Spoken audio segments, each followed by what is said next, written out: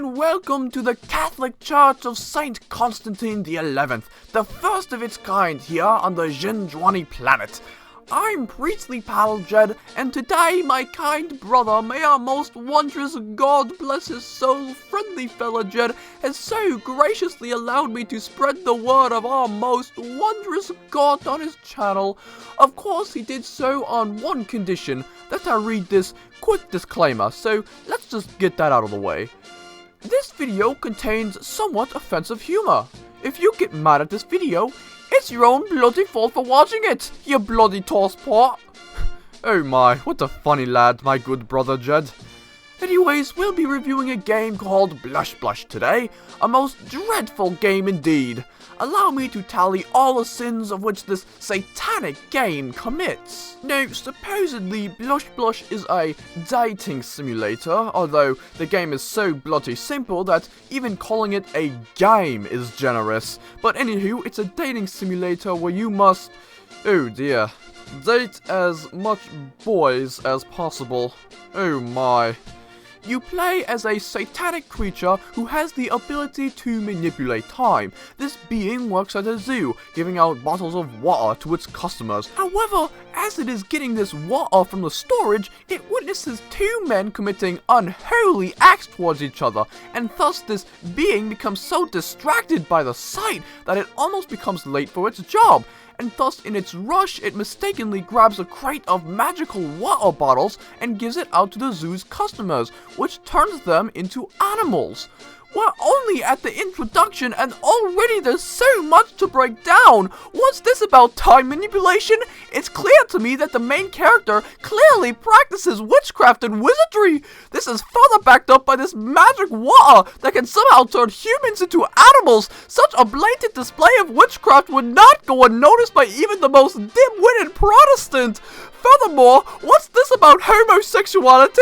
Do you not understand that such an act is a sin? How dare you promote an act which so clearly goes against the words of our most wondrous God?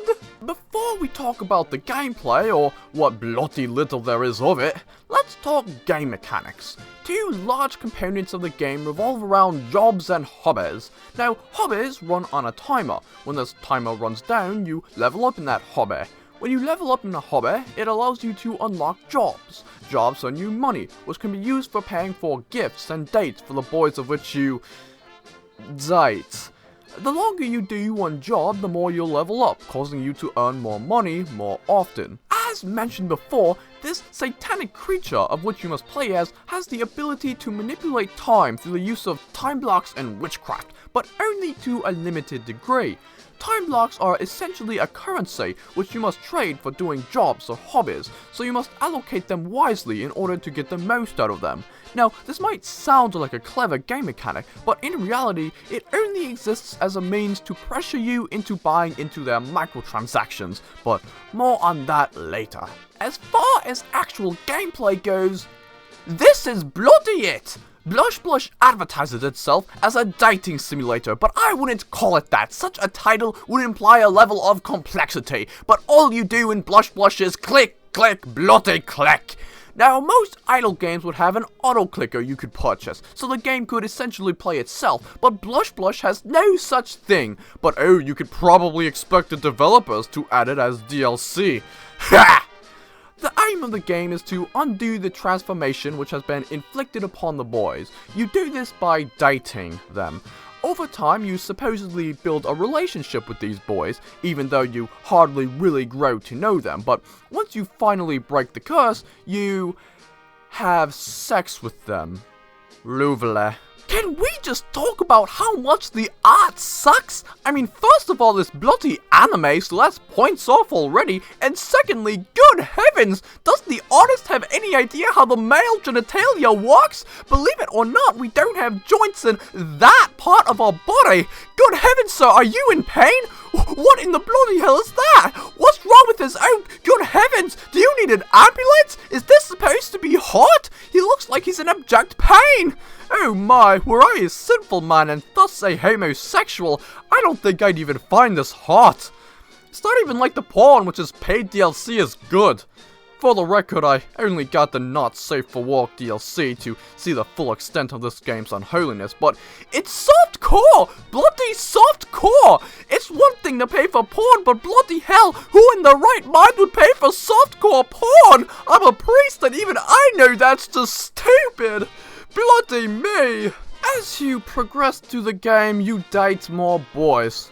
I take issue with this, not because of the implied homosexuality, though that certainly is a problem, but it's more because of the blatant display of polygamy. Is there no end to the sinful nature of this game? The game is also very tedious, especially in the late game. It can take actual bloody months to beat this game, even with boosts.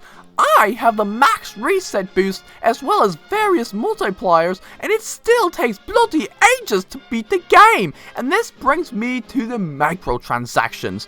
Players are pretty much pressured to buy diamonds, the game's premium currency, to buy various boosts for this game. And you know what? Fair enough. Excluding the DLC, Blush Blush is a free game. It takes time to make the art and it takes time to make the code. Well, actually, the code may as well have been written by someone following along in a free Unity tutorial, but regardless, it makes sense why the player would be encouraged to drop a few pounds on the game, not only to get ahead in it, but to support the people behind it as well. The only problem is that the exchange rates are bloody awful. I'd be better off exchanging my money into Zimbabwean dollars. Grand Theft Auto Online does it better, for God's sake, and that's bloody saying something. This game is practically extortionate.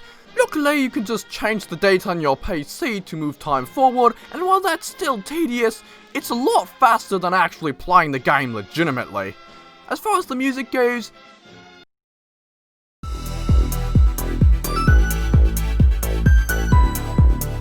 it's absolute trash.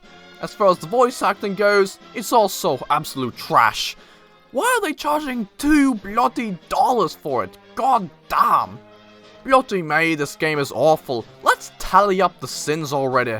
First off, the game commits several deadly sins. Sloth, being too lazy to make an actual decent bloody game. Greed, purposefully making the game as tedious as possible to force people to pay for the overpriced microtransactions. And lastly, and most obviously, lust, which I believe I need not explain. Furthermore, the game blatantly promotes homosexuality, witchcraft and wizardry, polygamy, anime, and furries, which are all things that go against our grand church. My brother asked me that I rate this game, and if I may do so, I'd give it a 2 out of 10. The art is just about the only good thing about this game, and even so, bloody me. Even if I were a sinful man, I would not in 1,000 years play this sad excuse of a game. Ladies and gentlemen, as the priest of the Church of Saint Constantine the 11th, I declare Sand Panda Studios, the developer of this sinful game, an enemy of the Church. May the heavens ever elude its developers, and may they never be shown its gates. They have made a game which opposes our beliefs, opposes us, the Catholics, and opposes God, and for this they must be punished. Glory to God and death to the gleeful sinner who knows what he does. May the common Catholic rise above all into the heavens. May they beat back the tides and waves of unholiness, and may he conquer all darkness and ruin. My fellow Catholics, to the man, rise up! Rise up against sin! Rise up against your impurities! Rise up against the wants of your flesh! Death to Blush Blush! Death to Sand Panda Studios! Death to Satan! Hail God! Hail God! Hail God! Your Shabbat.